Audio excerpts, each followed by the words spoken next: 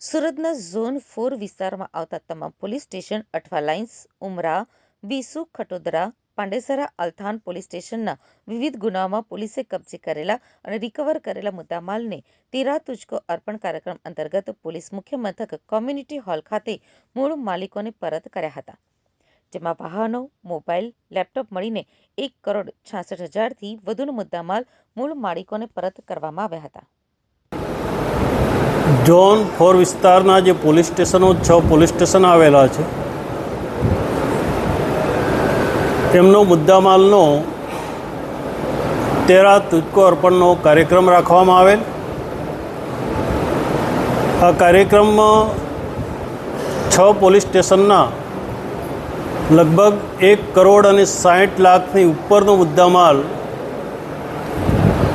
પરત કરવામાં આવ્યો છે. એમાં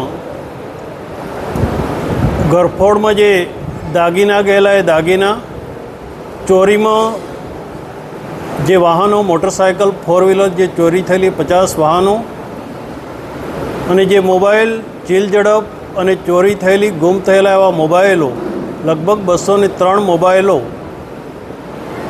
પરત કરવામાં આવ્યા છે. સુરત શહેરમાં અને ઝોન 4માં આ લગાતાર 3 મહિને તેરા તુજકો કાર્યક્રમ કરવામાં આવે છે ને એમાં જે અરજદારોનો અથવા ફરિયાદીનો જે મુદ્દામાલ છે ચાલુ કન્ડિશનમાં સમયસર પરત કરવામાં આવે છે. આમાં ઝોનના પોલીસ ઇન્સ્પેક્ટર, એસીપી અને ડીસીપીએ કોર્ટ જોડે સંકલન કરી અને આ કાર્યક્રમ રાખવામાં આવેલો હતો. કેટલી અલગ અલગ ફરિયાદોના આધારે રિકવરી કરવામાં આવી? લગભગ 150થી 300 ફરિયાદોનો મુદ્દામાલ હતો અને એ તમામ ફરિયાદીઓ હાજર છે. એમને મુદ્દામાલ પરત કરવામાં આવ્યો છે.